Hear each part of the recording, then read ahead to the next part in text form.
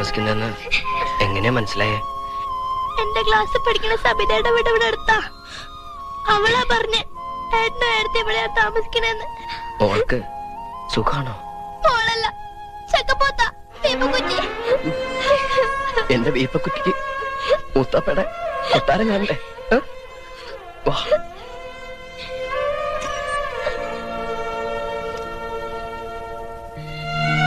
ഏട്ടന്റെ വീട്ടിലേക്ക് വരെയല്ലേ? ഏട്ടൻ പോയതിനു ശേഷം അമ്മക്ക് അറിയാത്ത ഒരു ദിവസവും ഇല്ല. ഏടത്തിക്ക് ഇങ്ങ് പറഞ്ഞൂടെ ഏട്ടനോട്? ഏട്ടനില്ലാണ്ട് എനിക്ക് അവിടെ ഒരു രസവും ഇല്ല ഏട്ടാ. അയ്യേ, വലിയ പെൺകുട്ടികള് ഇങ്ങനെ കരയ. മോൾക്ക് എപ്പ വേണമെങ്കിലും ഇങ്ങോട്ട് വരാലോ. ഏട്ടനോട് തൊട്ടടുത്തില്ലേ? വേഗം പൊക്കോ. വീട്ടിലെ അമ്മയൊക്കെ മോളെ കാണാണ്ട് വിഷമിച്ചിരിപ്പുണ്ടാവും. പടി വരെ ഏട്ടൻ കൊണ്ടാക്കാം. വേണ്ട, ഞാൻ തന്നെ പോയിക്കോളാം.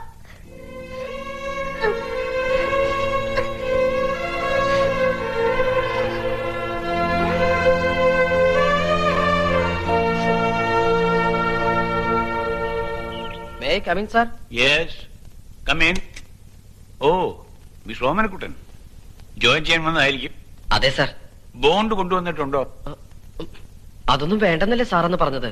യെസ്, അന്ന് ഞാൻ അങ്ങനെ പറഞ്ഞത് തന്റെ അച്ഛൻ തനിക്ക് ഗ്യാരണ്ടി നിൽക്കുമല്ലോ എന്ന് കരുതിയാണ്. തന്റെ അച്ഛനെ ഞാൻ വിളിച്ച് ചോദിച്ചപ്പോ എനിക്കങ്ങനെ ഒരു മകനേ ഇല്ലെന്നാണ് എന്നോട് പറഞ്ഞത്. എനിക്ക് എന്ത് ചെയ്യാൻ പറ്റും?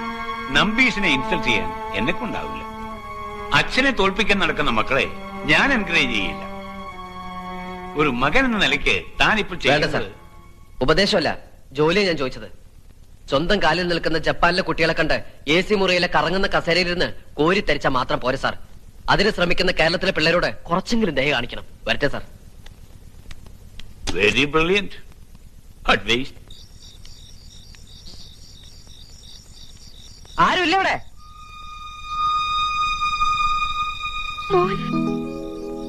അമ്മയുടെ പ്രാർത്ഥന ഈശ്വരൻ കേട്ടു. വാ, അകത്തേക്ക് വാ. വേണ്ട, ഞാനിവിടെ താമസിക്കാൻ വന്നൊന്നുമല്ല. ഇനി മുറ്റത്ത് കാല് ചവിട്ടില്ലെന്ന് തീരുമാനിച്ചാ ഞാൻ ഈ പടി ഇറങ്ങിയത്. സഹായിച്ചില്ലെങ്കിലും ഉപദ്രവിക്കരുതെന്ന് പറഞ്ഞേക്ക് ഭർത്താവിനോട്. എന്താ നീ പറഞ്ഞേ? ഭർത്താവോ? എന്റെ ഭർത്താവ് നിന്റെ ആരാടാ? ഇപ്പൊ എന്ത് ദ്രോഹം നിന്നോട് അങ്ങനെ ചെയ്തത്? ഓരോരുത്തരുടെ കൈയും കാലും പിടിച്ചിട്ടാ ഞാനൊരു ജോലി ശരിയാക്കിയത്. അത് തട്ടിത്തെറിപ്പിച്ച് കളഞ്ഞു ഇവിടുത്തെ മഹാൻ. തോറ്റുമടുത്ത് കാൽച്ചോട്ടിൽ വരുത്താനേ മോഹമെങ്കിൽ അത് വ്യാമോഹമാണെന്ന് പറഞ്ഞേക്ക അയാളോട്. ക്ഷമയ്ക്ക് വരെ അതിനുണ്ട്. അത് കഴിഞ്ഞ പിന്നെ സ്വന്തം എന്തും നോക്കില്ല ഞാൻ. നീ എന്ത് നോക്കില്ലെന്നാടാ? തല്ല് കൊല്ലു നിന്റെ അച്ഛനെ. എന്നാ കൊന്നരടാ. എന്നും അന്ത്യത്തിരി കത്തിക്കുമ്പോ എന്റെ മോൻ തിരിച്ചു വരണേ നുള്ളൊരുക്കി പ്രാർത്ഥിക്കായിരുന്നു ഞാൻ. ഇനി നീ വരണ്ട, എനിക്ക് നിന്നെ കാണാൻ വേണ്ട. പൊയ്ക്കോ, പൊയ്ക്കോ എന്റെ മുമ്പിൽ നിന്ന്.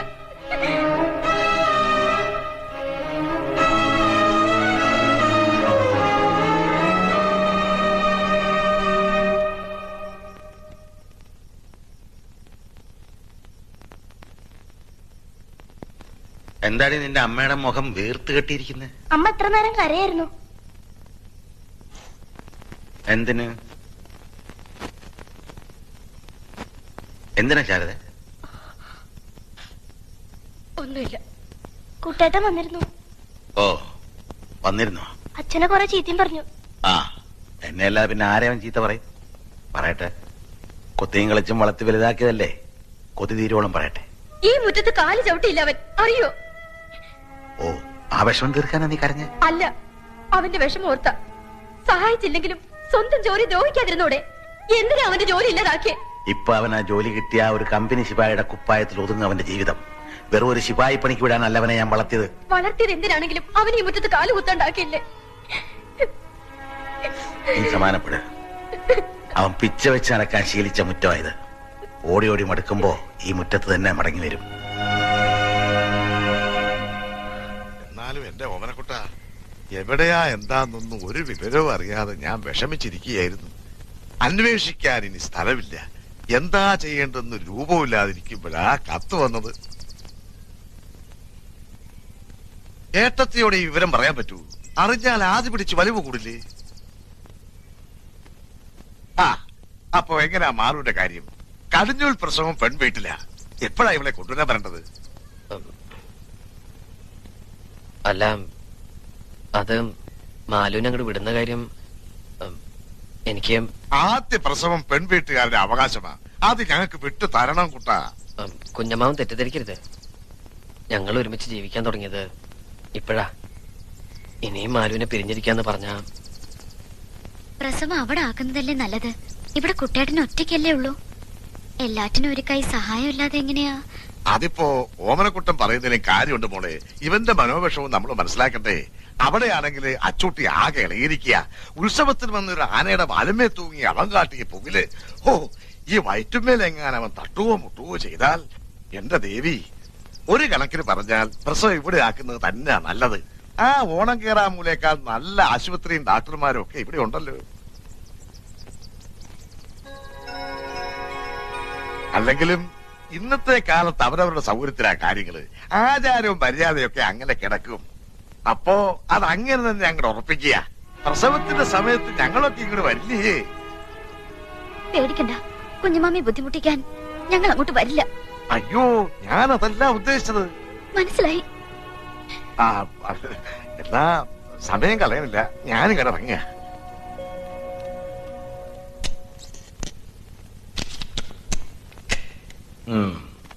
സാർ. What man?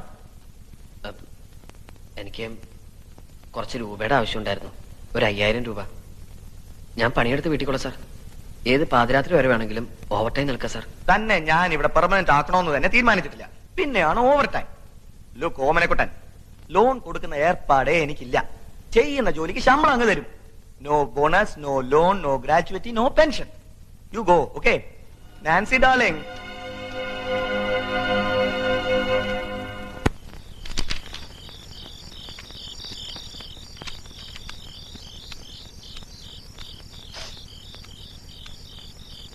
എവിടെയായിരുന്നു ഇതുവരെ?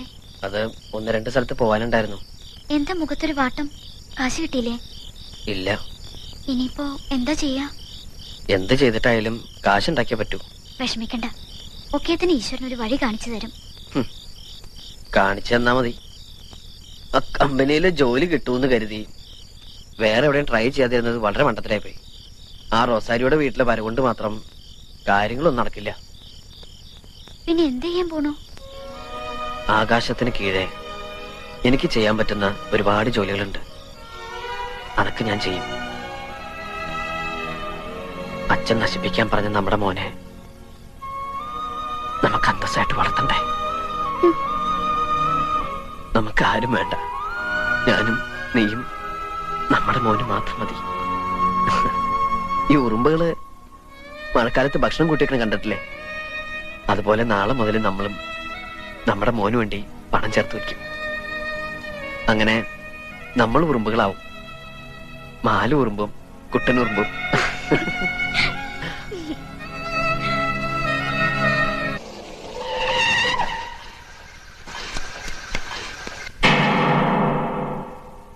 എത്ര രൂപയുണ്ടായിരുന്നു? 5000. പൈസ പോയ വിവരം നിങ്ങൾ ഇന്നാണോ അറിഞ്ഞത്? Yes sir. 2 ദിവസമായിട്ട് ഞാൻ ഇവിടെ ഇല്ലായിരുന്നു. ഓ, അപ്പൊ വൈഫോ? അവള് ഡെലിവറിക്കായിട്ട് അവിടെ വീട്ടിൽ പോയിരിക്കുക. ഓ, ജോലിക്കാർ എത്ര പേരുണ്ട് ഇവിടെ? 3 പേര്. ദാ ഇവൻ രാമു, അതർ ഫെലോ 1 ഓമനക്കുട്ടൻ, പിന്നെ 1 സെവൻ ഗേൾ. അവളിപ്പോ എന്റെ വൈഫിന്റെ കൂടെയാണ്. ഈ പോയ പാർട്ടി എങ്ങനെയാ? ഓ, അവൻ കുറെ കൊല്ലമായിട്ട് എന്റെ കൂടെയാണ്. വിശ്വസനാണ് സർ. ഈ മിസ്റ്റർ ഓമനക്കുട്ടൻ വന്നിട്ട് കുറച്ചേ ആയിട്ടുള്ളൂ. സം മന്ത്സ് ബാക്ക് അയാൾ എന്റെ അടുത്ത് 5000 റുപ്പീസ് കടം ചോദിച്ചിരുന്നു. അല്ല, ഞാൻ കൊടുത്തില്ല. പണം ഇവിടെ തന്നെയാ വെക്കുന്നതെന്ന് അവന് കൃത്യമായിട്ട് അറിയാമായിരുന്നു. Yes, I always keep the money there and he knows. Don't worry mister Rosario, പണം നമുക്ക് വീണ്ടെടുക്കാം. മതി മതി മതി. കുറച്ചുകൂടെ കഴിക്കേ. ഇപ്പൊ തന്നെ നേരം വൈകി. സെക്രട്ടറി പാർട്ടി ഓഫീസിൽ നിന്ന് പോണതിന് അങ്ങോട്ട് എത്തണം. സമ്മേളനത്തിലുള്ള ബാനറിന്റെ പോസ്റ്റിന്റെ ഓർഡർ തരാന്ന് പറഞ്ഞിട്ടുണ്ട്. അതും കൂടി കിട്ടിക്കഴിഞ്ഞാൽ പിന്നെ പ്രസവം എനിക്കൊരു പ്രശ്നമല്ല. അതിന് പ്രസവിക്കണത് ഞാനല്ലേ? ഓ, നീയാണ് പ്രസവിക്കുന്നത്.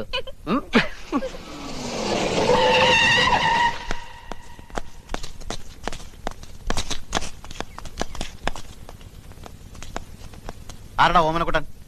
ഞാനാ. ഇവളേതാ? എന്റെ ഭാര്യ. എന്താണ് ഒരു പരിങ്ങല്? ഭാര്യയാണെന്ന് പറയാൻ 2 വട്ടം ആലോചിക്കണോ? എത്ര നാളാണ് ഇവിടെ കൂടിയിട്ട്? കുറച്ചാലായി. എന്താണ് നിന്റെ ജോലി? പെയിന്റിംഗ് ആർട്ടിസ്റ്റാ. എവിടെ? ഇവിടെ റൊസാരി ആർട്സില്. നിനക്കിപ്പോ കാശിന് എന്താ അത്ര അത്യാവശ്യം? അത് പിന്നെ എന്താ സാർ? നീ റൊസാരിയോട് പണം ചോദിച്ചിരുന്നോ? ഉവ്വ്. എന്നിട്ട് ആൾ കാശ് തന്നോ? ഇല്ല. ചോദിച്ചിട്ട് തന്നില്ലെങ്കിൽ നീ കയറി മോട്ടിക്കോളാം. പട്ടി കഴിവാണോ?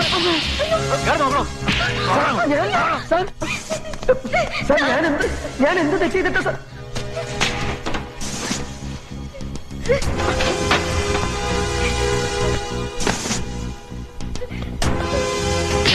കാണിച്ചു കൊടുക്കാം പട്ടി.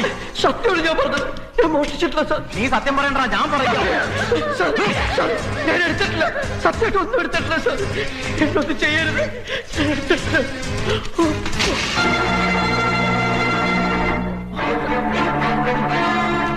എന്താണത്? സാർ, ഞാൻ അധ്വാനിച്ചുണ്ടാക്കിയ കാശാ. അധ്വാനിച്ചുണ്ടാക്കിയ കാശ് ഇങ്ങനെ പുസ്തകം തുറന്നാണോ വെക്കുന്നത്? അവന്റെ ഒരു പുതിയ ടെക്നിക്ക്.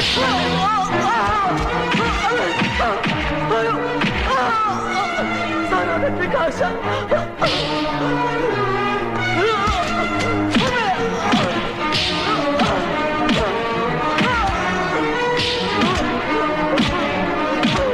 തിരിഞ്ഞ് നടന്ന് നിനക്കൊരു ജോലി തന്നതിന്റെ നന്ദിയാണ് നീ കാണിച്ചത്, പട്ടി.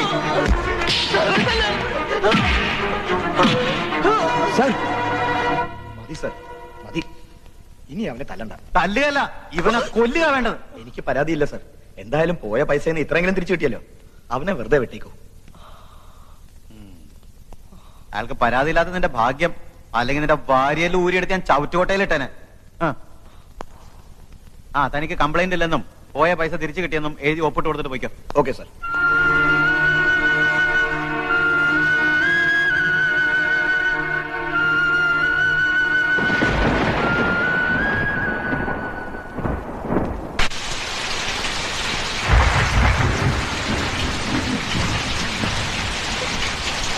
വരണണ്ട്, ഞാൻ ഇറങ്ങാം.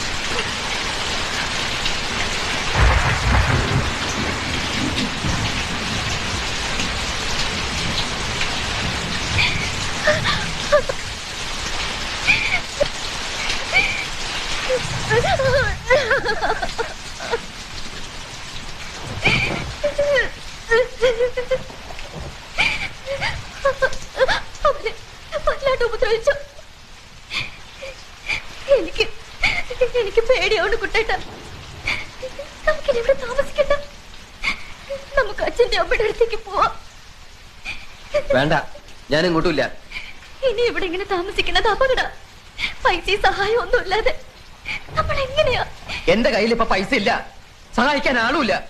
പേടിയുണ്ടേ പൊക്കോ, എവിടെ കിടന്നു വെച്ച പൊക്കോ. ഒരിക്കലും കുറെ പേരുടെ കണ്ണീരിന്റെ തലയിലെടുത്ത് വെച്ചതാ, അന്ന് തുടങ്ങിയതാ. ഒരു ജീവിതം ഉണ്ടാക്കാൻ ഞാൻ ഇത്ര കഷ്ടപ്പെട്ടത്. എന്നിട്ടിപ്പോ പൊക്കോ. സേഫ് ആണെന്ന് തോന്നുന്നു, എവിടെ കിടന്നു വെച്ച പൊക്കോ. എന്നെ പ്രതീക്ഷിക്കണ്ട, ഞാൻ വരില്ല, ഞാൻ വരില്ല.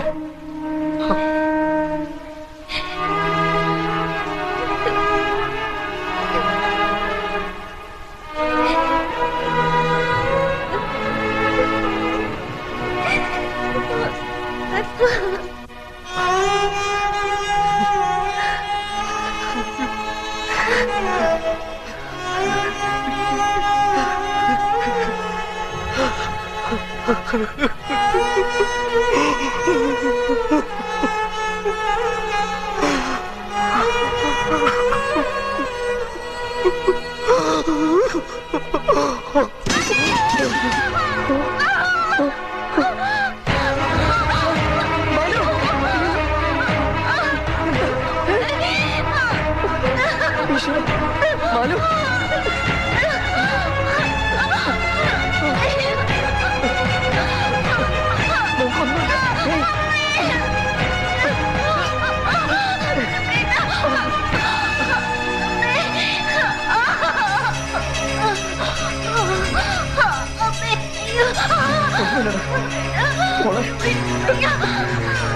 വേഗം.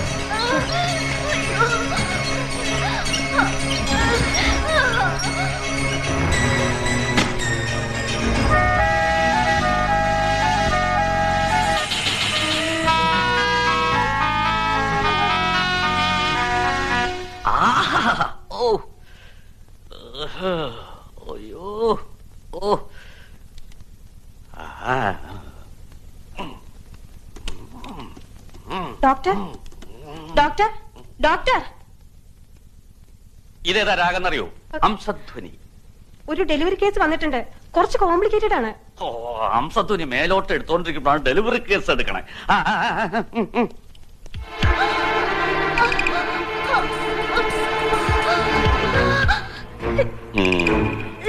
ആരാ ഈ കുട്ടർ കൂടെ വന്നിരിക്കണേ? ഭർത്താവാണ് ഡോക്ടർ. അയാളുടെ കയ്യിൽ നിന്ന് ഓപ്പറേഷനുള്ള സമ്മതപത്രം എഴുതി മേടിക്കും. ഓ വാങ്ങിയിട്ടുണ്ട്. വേഗം തിയേറ്റർ റെഡിയാക്കും. HP ലെവൽ ലോ ആണല്ലോ. ബ്ലഡ് കുറച്ച് അധികം വേണ്ടി വരും. ഭർത്താവിനോട് വേണ്ട അറേഞ്ച്മെന്റ് ചെയ്യാൻ പറ. ശരി ഡോക്ടർ.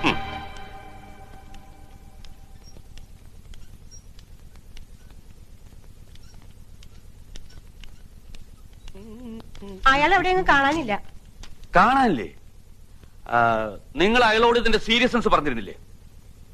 ഈ കണ്ടീഷനുള്ള പേഷ്യന്റിനെ ഇവിടെ ഇങ്ങനെ ഇട്ടിട്ട് പോയാ മെഡിസിൻസും ബ്ലഡും ഹോസ്പിറ്റൽ ഫീ ഒക്കെ നിങ്ങൾ കൊടുക്കൂ. 2 മിനിറ്റ് മുമ്പ് അയാൾ ഫോം ഒപ്പിട്ട് വന്നിട്ട് പോയതാ ഡോക്ടർ. ഓ, അതെങ്കിലും ഒപ്പിട്ട് തന്നല്ലോ. എന്നിട്ട് അയാളോട് പോയി ഫോം എവിടെ? ഇതാ ഡോക്ടർ. ഓ,